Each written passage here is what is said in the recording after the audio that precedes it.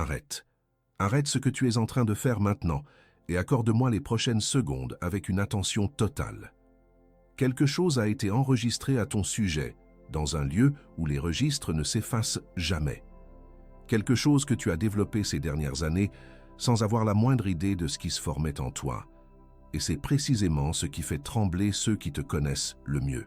Ce que je dois te dire dans les prochaines minutes concerne la fin d'un cycle de trahison et le début d'une souveraineté que tu ne pensais pas mériter. Cette lourdeur que tu ressens dans ta poitrine depuis dimanche soir n'est pas ce que tu penses. Tu as essayé de la qualifier de fatigue, de stress passager ou d'anxiété sociale, mais tu sais au fond de toi qu'elle a une couleur différente. C'est un avertissement spirituel, une pression qui s'intensifie à chaque fois que tu envisages cette rencontre familiale ou cet appel que tu repousses sans cesse. Ton corps réagit à une fréquence que ta raison n'a pas encore nommée, une alerte que ton esprit capte bien avant tes oreilles. Tu te sens comme un étranger dans ta propre maison, n'est-ce pas? Tu as appris à rétrécir ta lumière, à parler moins fort, à cacher tes projets pour ne pas aveugler ceux qui partagent ton sang, mais ne partagent plus ta vitesse. C'est une injustice silencieuse que de devoir s'excuser d'être devenu celui que Dieu a sculpté. Tu as soif d'une reconnaissance qui ne vient jamais, et cette soif t'a même réveillé entre 3 et 4 heures du matin cette semaine avec une intensité physique que l'eau seule n'a pas pu éteindre. Je sais que tu as lutté contre cette voix interne qui te murmure que si Dieu t'avait vraiment choisi, ta famille serait la première à le voir et à te soutenir. C'est le mensonge le plus tranchant du système de familiarité. Il utilise tes souvenirs d'enfance pour te maintenir lié à une version de toi qui n'existe plus.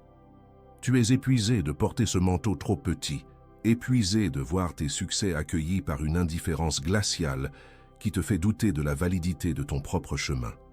Avant de continuer, je veux que tu saches exactement ce que les 30 prochaines minutes contiennent, non pas comme une promesse vaine, mais comme un contrat honnête entre nous. 3 choses spécifiques vont se produire dans ce message. 3 choses que je te demande de saisir avant même de comprendre pourquoi. La première, tu vas comprendre avec une clarté totale pourquoi tes 3 dernières tentatives de réconciliation ont échoué. Ce n'était pas ton échec, ni ton manque d'amour, mais un mécanisme de protection spirituelle que tu vas identifier. La deuxième promesse de ce contrat est un transfert de capacité. Je vais placer entre tes mains un outil réel, pas un conseil générique, mais un protocole en 3 étapes, avec un nom précis et une application immédiate que tu pourras exécuter dès ce soir, dans l'heure qui suit, si tu le choisis. C'est une arme de discernement conçue pour protéger la fréquence de ton rêve contre ceux qui, consciemment ou non, tentent de le polluer par leurs propres insécurités. Ce que tu vas recevoir est une clé pour ton autonomie. Enfin, la troisième chose, avant que ce message ne se referme, je vais déclarer quelque chose de spécifique sur ta lignée. Quelque chose qui, si tu le reçois, restera ancré dans ton cœur bien après que le son de ma voix se soit dissipé. C'est un acte de scellement qui réécrit l'architecture de ton héritage. Si tu sens le poids de tout cela, reste jusqu'à la fin. Ne brise pas la ligne avant le terme. Ce qui se construit ici a besoin du message complet pour atterrir dans ton esprit. Imagine un architecte à qui l'on a confié la rénovation d'un domaine ancestral. Il possède des plans que personne d'autre n'a vus, révélant des chambres cachées et des fondations d'or pur sous la poussière des années. Chaque jour, il arrive sur le chantier avec enthousiasme, mais chaque jour, les anciens gardiens du domaine l'arrêtent avec une vieille carte jaunie pour lui dire qu'il n'y a rien à construire ici. Tu es cet architecte, et ton dossier familial se trouve précisément là, entre la fidélité au plan et la peur des gardiens. Si tu as ressenti cette lourdeur dont j'ai parlé, si l'un de ces signaux a fait écho à tes nuits blanches de cette semaine, je te demande de faire une chose maintenant. Écris simplement dans les commentaires « Je reconnais le signal ». Ne le fais pas pour moi, ni pour une quelconque plateforme. Fais-le pour sceller dans le monde visible une prise de conscience qui vient de se produire dans ton esprit. Écrire ces mots, c'est signer ton refus de continuer à ignorer ce que ton esprit crie en silence. Je suis ici parce que le temps de ton extraction est arrivé. Le Père ne veut plus que tu t'épuises à essayer de faire tenir un océan de révélation dans un petit verre d'eau familial. Il existe une structure de confinement qui doit être brisée pour que tu puisses enfin respirer sans demander la permission. Ce qui va être révélé maintenant va changer radicalement la manière dont tu perçois ceux qui portent ton nom. Mais reste très attentif, car je ne t'ai pas encore dit la chose la plus importante. Maintenant, je veux que tu fasses quelque chose d'inhabituel. Ferme les yeux une seconde, ou du moins, détache ton regard de cet écran pour laisser ton esprit respirer. Ce que je m'apprête à te révéler demande une réceptivité que le bruit du monde extérieur tente d'étouffer. Je vais te décrire 5 évidences, 5 traces que le doigt du Père a laissées sur tes dernières 72 heures. Si je ne me trompe pas sur au moins 3 de ces signaux, alors toi et moi saurons exactement pourquoi tu as été conduit ici aujourd'hui. Le premier signe s'est manifesté dimanche soir dernier, alors que l'obscurité s'installait. Une lourdeur physique très précise s'est logée dans ta poitrine, juste sous ton sternum, à l'idée d'un appel téléphonique ou d'une rencontre familiale qui approche. Tu as essayé de la rationaliser en parlant d'anxiété sociale ou de fatigue du week-end, mais ton corps sait que c'est autre chose. C'est une alerte spirituelle, un signal de basse fréquence qui te prévient que l'environnement que tu t'apprêtes à pénétrer n'est plus compatible avec la dimension où Dieu t'a transporté cette semaine. Le deuxième signal est une synchronicité qui a défié ta logique depuis 3 jours. Le nom d'un membre spécifique de ta famille, quelqu'un avec qui le lien s'est distendu ou refroidi, a surgi de nulle part. Tu l'as entendu à la radio, tu l'as lu sur un panneau, ou il est apparu dans une conversation banale sans aucune raison apparente. Ce n'est pas une simple réminiscence, c'est ton dossier spirituel qui s'ouvre sur cette personne. Dieu est en train d'isoler ce nom dans ta conscience pour te montrer où se situe la brèche que l'ennemi utilise pour drainer ton énergie. Le troisième signe a littéralement interrompu ton repos. Entre 3 et 4 heures du matin cette semaine, tu t'es réveillé brusquement avec une soif physique intense, une gorge sèche que l'eau n'a pas suffi à apaiser immédiatement.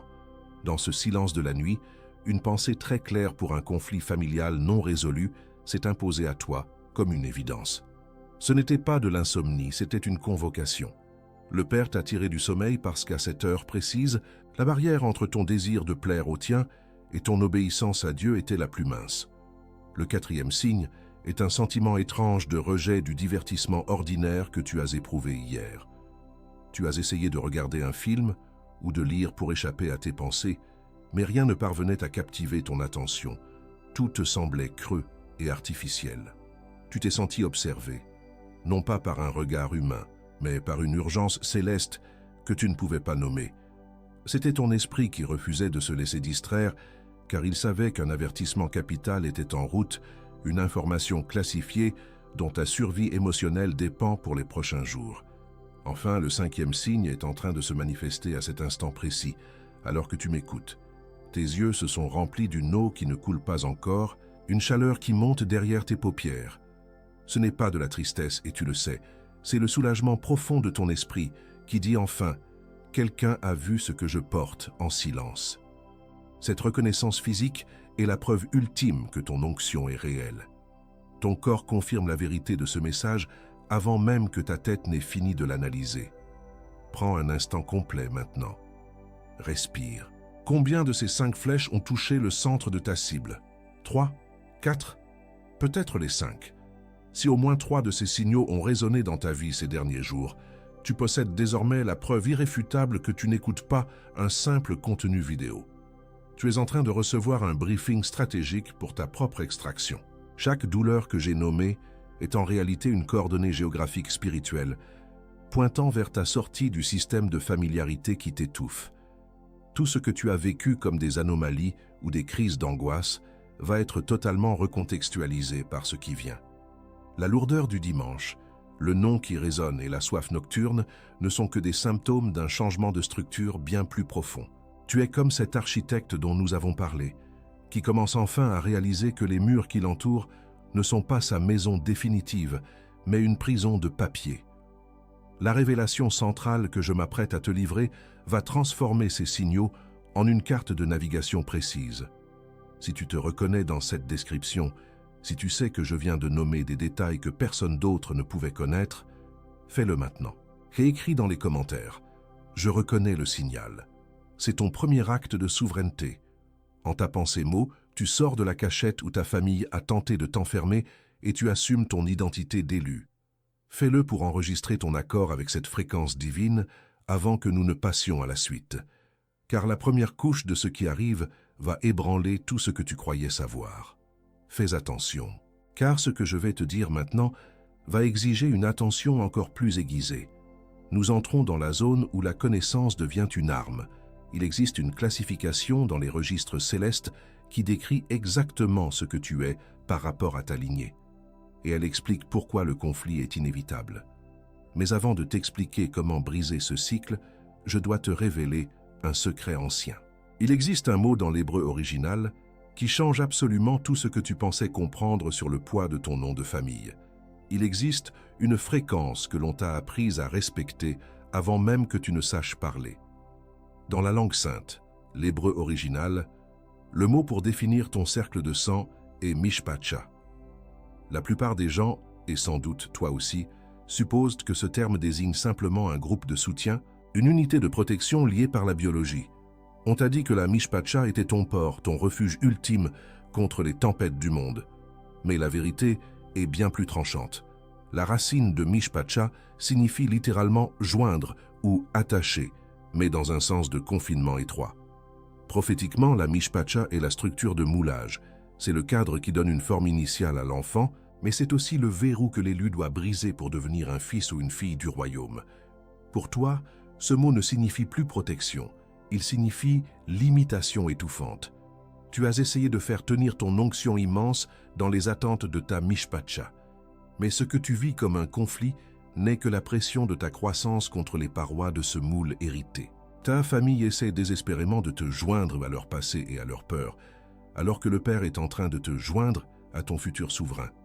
La tension n'est pas un échec, c'est l'étirement nécessaire. Comprends-tu maintenant pourquoi tes efforts de paix ont échoué? La mishpacha ne peut pas valider ce qu'elle ne peut pas contenir. Chaque fois que tu as cherché leur approbation, tu as involontairement demandé au moule de s'élargir, ce qu'il est incapable de faire. La mishpacha n'est pas ton ennemi, elle est simplement ta limite. Tu n'es pas en train de perdre ta famille, tu es en train de dépasser ta structure de confinement initiale. C'est cette mishpacha qui a créé le silence pesant lors de tes récents succès. Ce silence était le son du verrou qui se resserre. En hébreu, il n'y a pas de mouvement sans briser ce qui attache. Ta mishpacha t'a apporté jusqu'ici, mais elle ne peut pas t'accompagner au-delà de ce seuil. Le poids que tu ressens est le signal que tu es désormais prêt pour une extraction divine totale et définitive. Ce processus d'extraction n'est pas nouveau. Il est inscrit dans l'ADN de chaque destinée avant toi.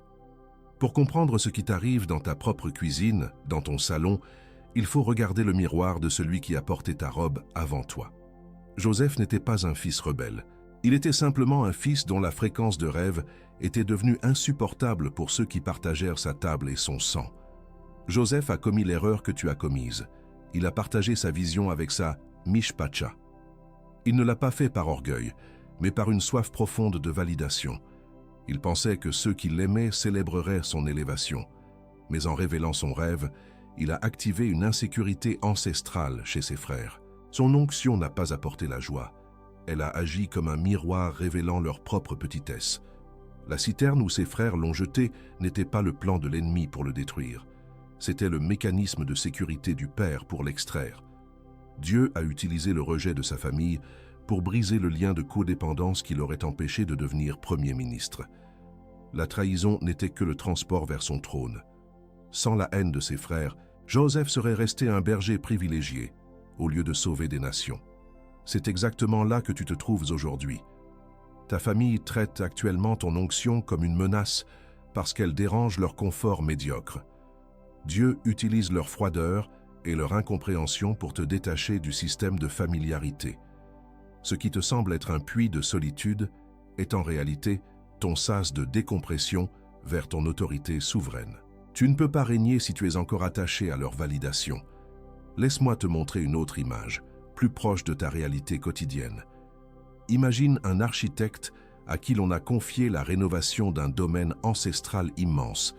Il possède des plans que personne d'autre n'a vus, des plans révélant des chambres cachées et des fondations d'or pur sous la poussière des ans.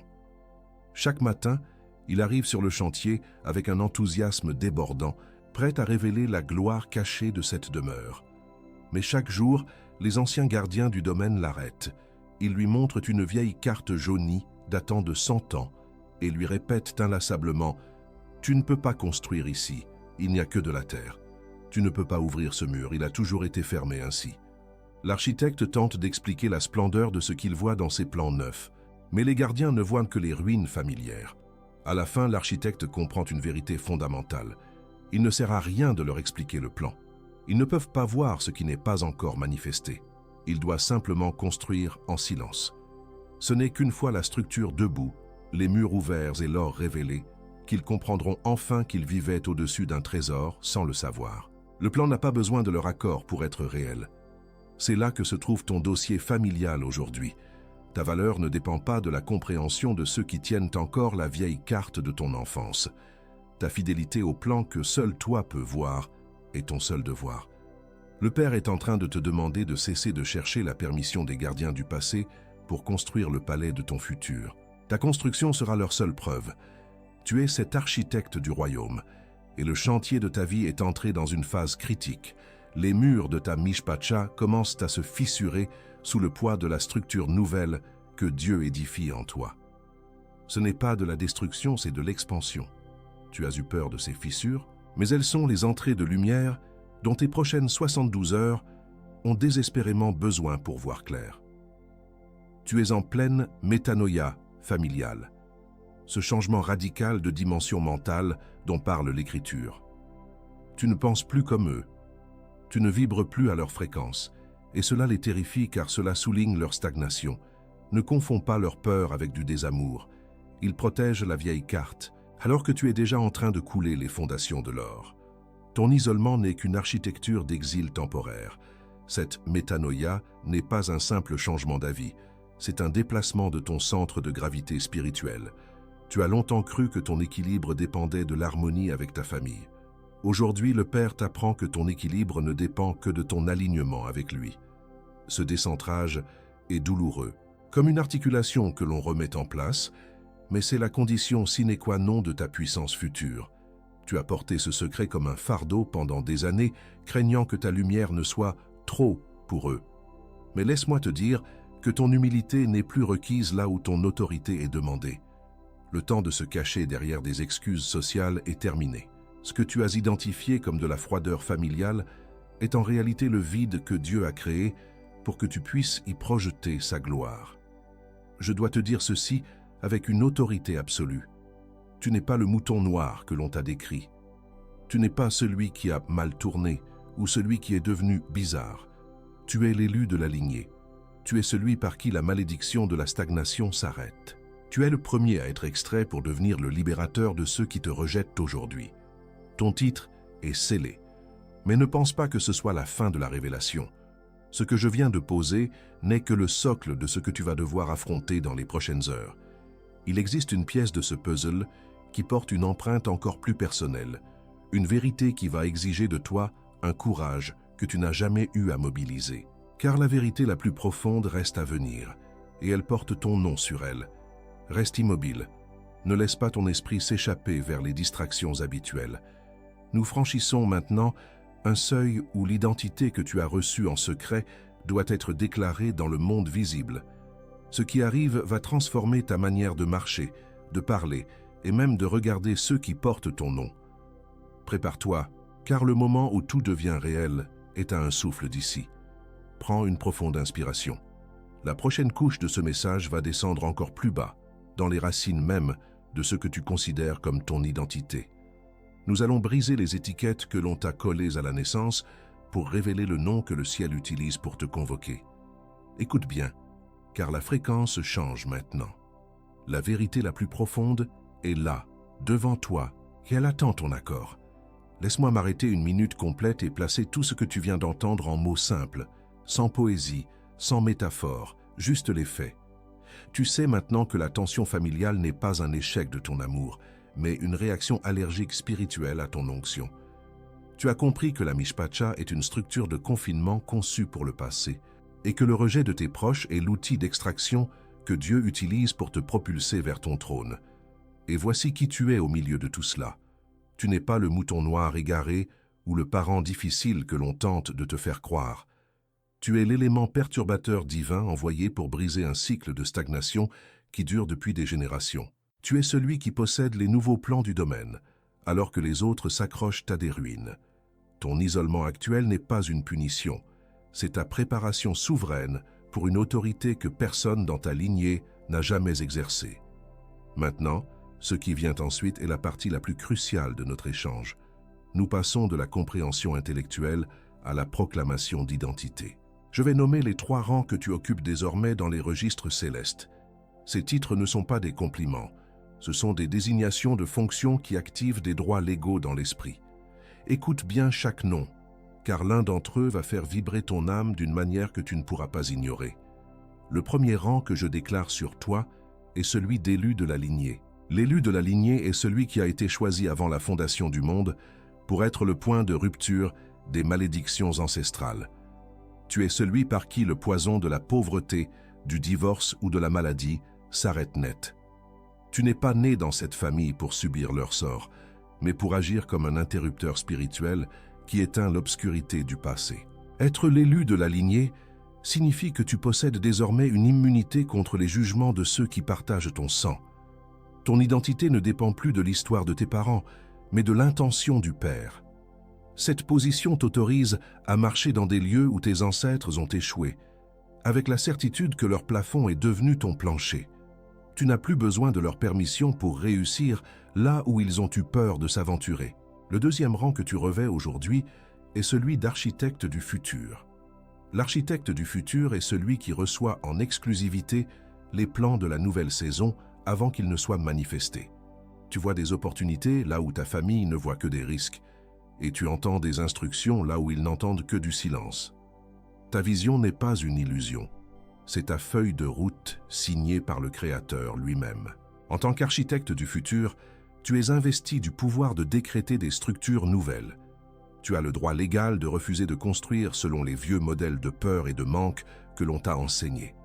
Cette identité t'autorise à investir ton temps, ton énergie et tes ressources dans ce que personne d'autre ne comprend encore. Tu ne travailles pas pour la reconnaissance présente, mais pour la manifestation de la gloire que tu es le seul à percevoir. Le troisième rang, le plus intime et le plus radical, est celui de porteur de la bénédiction transgénérationnelle. Tu es le vase choisi pour transporter la richesse, la sagesse et l'autorité que Dieu a accumulée pour ta famille, mais que personne n'était prêt à recevoir. Tu es le dépositaire d'un héritage spirituel immense qui attendait simplement quelqu'un d'assez courageux pour accepter d'être extrait du système de familiarité. Cette identité de porteur de la bénédiction transgénérationnelle t'autorise à réclamer des territoires financiers et spirituels qui ont été volés à ta lignée depuis des siècles. Tu n'es pas en train de demander une faveur, tu es en train de récupérer un dû. Cela signifie que tes mains sont désormais consacrées pour multiplier ce qu'elles touchent, non pas pour ton propre confort, mais pour établir le royaume là où ta famille n'a connu que la survie.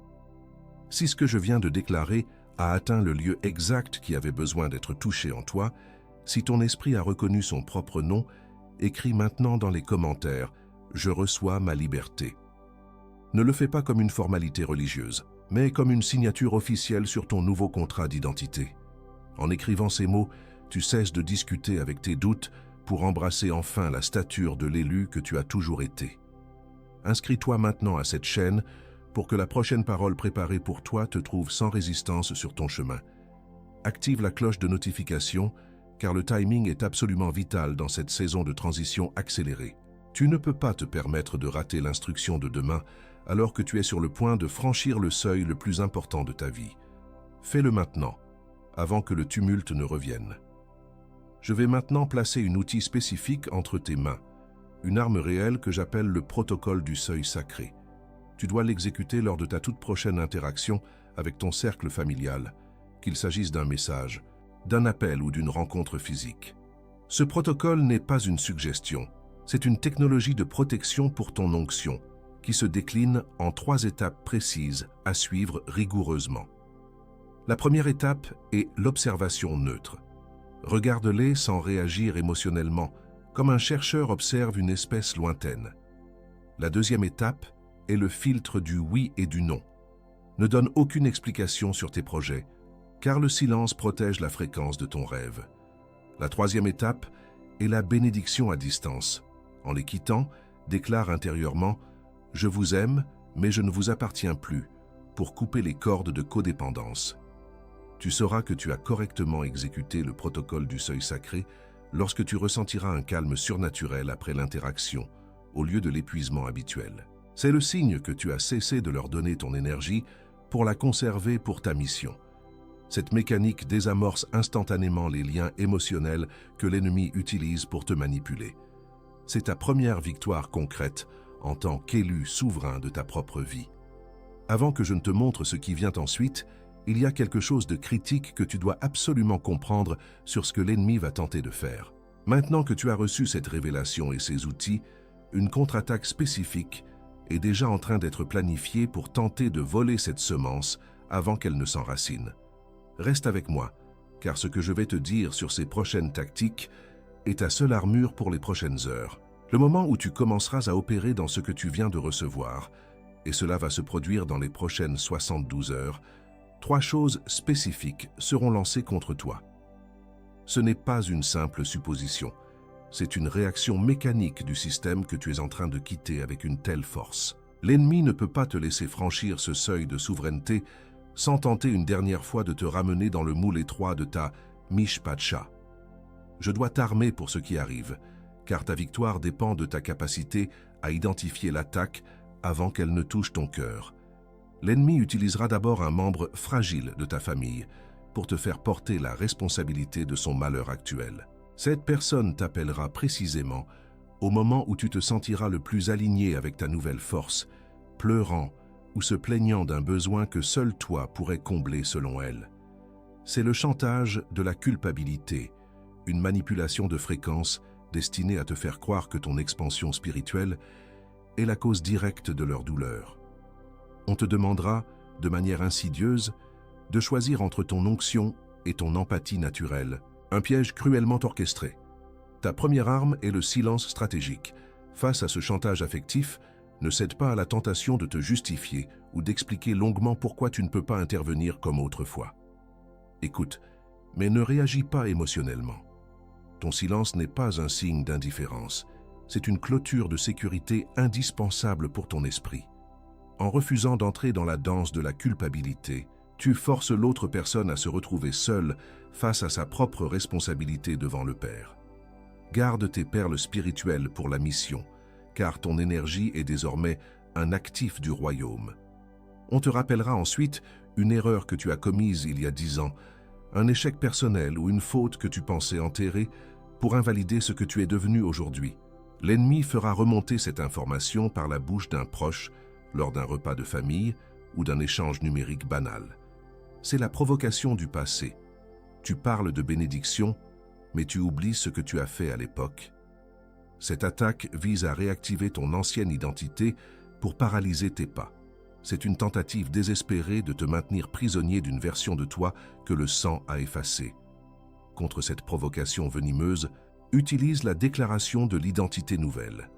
Ne discute pas les détails du passé, car ils ne t'appartiennent plus légalement devant le tribunal céleste. Réponds simplement, avec un calme royal et une autorité paisible. Cette personne dont tu parles est morte, et je suis celui qui est né à sa place par la volonté de Dieu. Cette phrase courte coupe instantanément la racine de l'accusation. En affirmant qui tu es maintenant, tu rends les souvenirs de l'ennemi totalement impuissants. Ton onction actuelle est la seule preuve de validité dont tu as besoin. Une crise familiale soudaine, mais mineure en réalité, sera amplifiée de manière dramatique pour tenter de voler ton temps de prière et de concentration.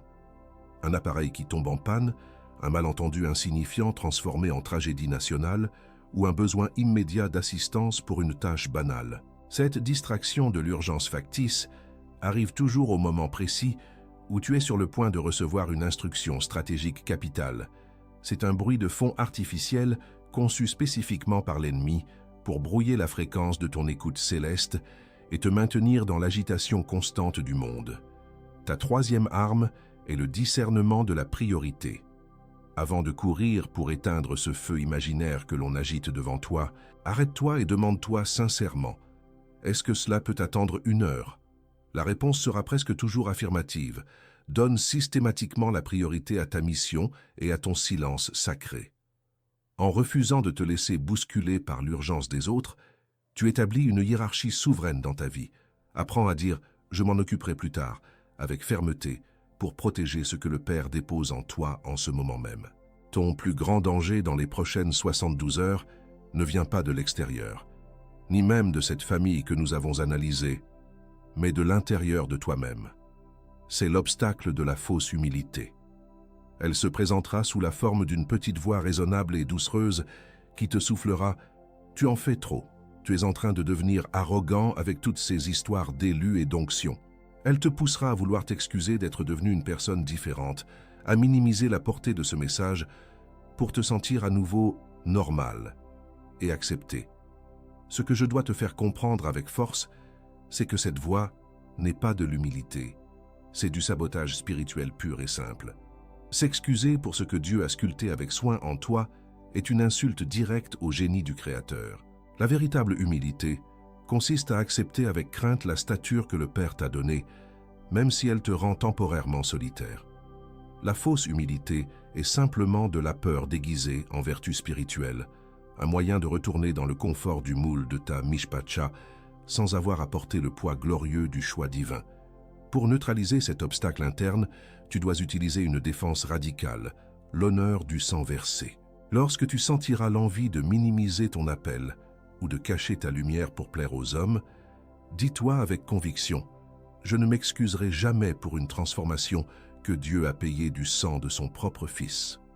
Cette déclaration remet immédiatement le focus sur le prix infini de ton onction. Tu n'es pas devenu ainsi par ton propre ego, mais par son dessein souverain. Honorer ta nouvelle identité, c'est honorer le sacrifice qu'il a rendu possible. Reste debout. Et il y a une dernière chose, celle qui m'inquiète le plus de toutes, que je vais faire avec toi avant que ce message ne se referme définitivement par une prière de scellement. C'est une action que nous allons entreprendre ensemble dans les prochaines minutes, un geste spirituel qui va verrouiller tout ce que nous avons construit ici aujourd'hui. Ne bouge pas, car nous entrons maintenant dans la phase de protection active, là où ta victoire cesse d'être une simple émotion pour devenir une réalité permanente dans ton atmosphère et dans ta maison. Ferme les yeux maintenant. Arrête le mouvement de tes pensées et laisse le silence s'installer dans ton esprit. Pose ta main droite sur ton cœur, exactement là où cette lourdeur s'était logée ce matin, et sens le rythme de ta vie. Nous entrons dans la phase la plus sacrée de cette rencontre. Ce n'est plus un message que tu écoutes, c'est une session de tribunal céleste où ton extraction est officiellement signée. Respire profondément la fréquence de cette paix nouvelle. Prends une autre inspiration, lente et profonde. Imagine que l'air que tu aspires est l'oxygène même du royaume, pur et vivifiant, et qu'en expirant, tu rejettes la fumée des vieux incendies familiaux qui ont trop longtemps brûlé ton âme. Tout ce que nous avons décrypté ensemble, la trahison, le silence et la citerne, est sur le point d'être traité définitivement. Ton esprit est prêt, ton cœur est ouvert. La présence du Père est là, debout à tes côtés. Je te libère maintenant de cette culpabilité toxique qui te ronge chaque fois que tu penses à poser une limite nécessaire. Je détache les cordes invisibles qui te liaient aux besoins émotionnels de ce membre fragile de ta famille, celui que l'ennemi utilisait pour drainer ta force. Tu n'es pas le gardien de leur stagnation, tu es l'architecte de ton propre salut.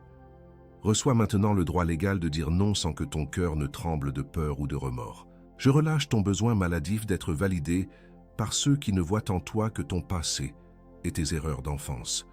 Je brise cette soif de reconnaissance qui t'a poussé à jeter tes perles au pourceau et à expliquer tes rêves à ceux qui ne possèdent que des cauchemars. Tu n'as plus besoin qu'ils voient ta lumière pour qu'elle soit réelle. Je décrète que ton approbation vient désormais d'en haut et que le silence des hommes ne peut plus éteindre ta voix. Je brise l'étiquette de mouton noir que l'on a collée sur ton front pour justifier ton exclusion et ton isolement. Cette marque était une tentative de la Mishpacha pour masquer le fait que tu étais simplement trop grand pour leur moule étroit. Je retire ce manteau de honte et je le brûle dans le feu de la vérité.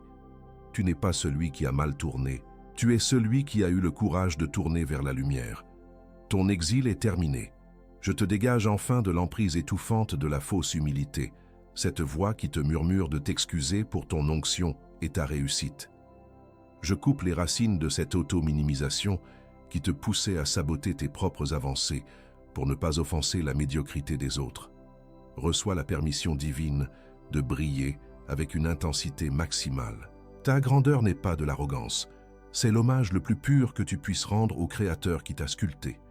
J'appelle maintenant à l'avant l'élu de la lignée qui sommeillait sous tes doutes. Je convoque cette identité souveraine pour qu'elle prenne la direction de tes pensées dès ce soir. Tu es celui par qui le cycle des malédictions ancestrales s'arrête net.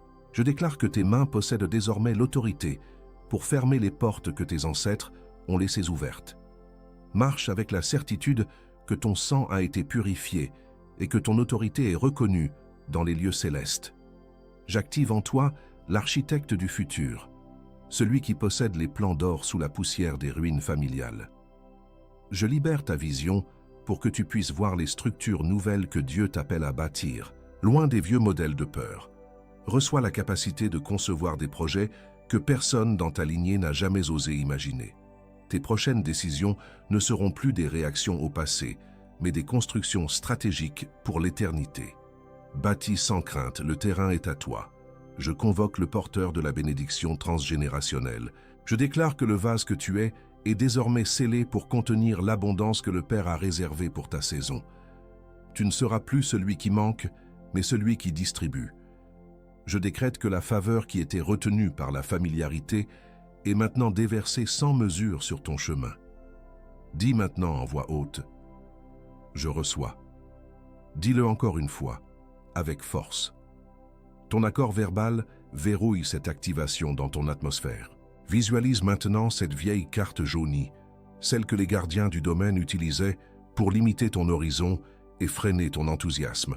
Voilà dans ta main, fragile et inutile. Maintenant, regarde-la s'enflammer et se transformer en cendres sous tes yeux. Vois ces cendres s'envoler et disparaître. Ce qui te liait au passé est devenu de la poussière.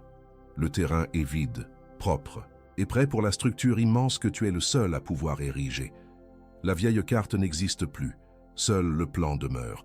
L'architecte ne regarde plus les ruines, il voit déjà les murs de lumière qui s'élèvent vers le ciel. Ta vie est ce domaine en pleine transformation. Et le silence que tu entends n'est pas le vide, c'est le respect dû à une œuvre divine en cours d'achèvement. Tu es en train de devenir le monument de la fidélité de Dieu au milieu d'une lignée incrédule. La transition est finie. L'investissement commence. Tu es passé du statut de victime à celui de bâtisseur souverain. Ne dis pas encore « Amen ». Reste dans ce poids, dans cette intensité qui s'est installée dans la pièce. Nous n'avons pas encore terminé l'acte de scellement. Ce que nous venons de libérer et d'activer a besoin d'une couverture finale pour résister aux tempêtes qui tenteront de se lever demain matin. Garde tes mains sur ton cœur, garde les yeux fermés. La suite est la plus importante car elle concerne la protection de tout ce que tu viens de recevoir ici.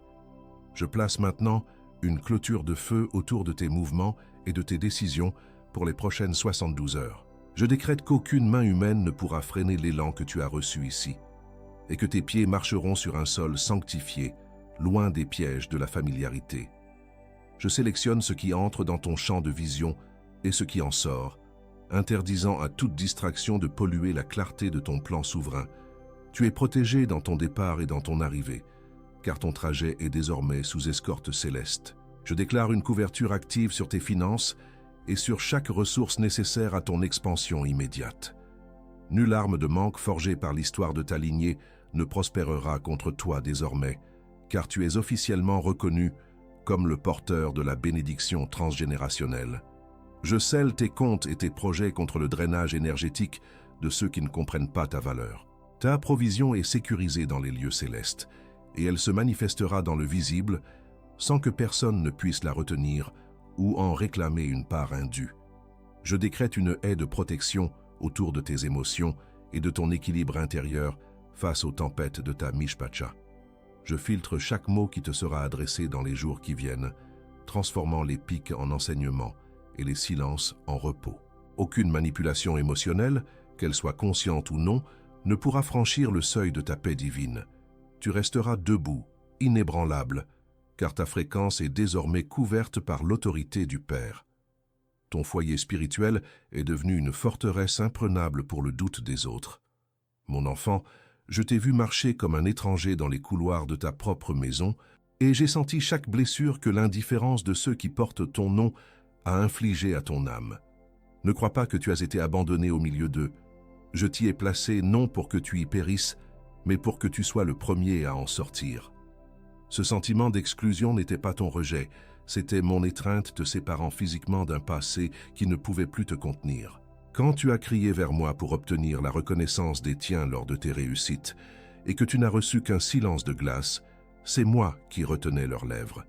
Je ne voulais pas que leur validation humaine devienne la béquille de ton onction ou le plafond de ton ambition.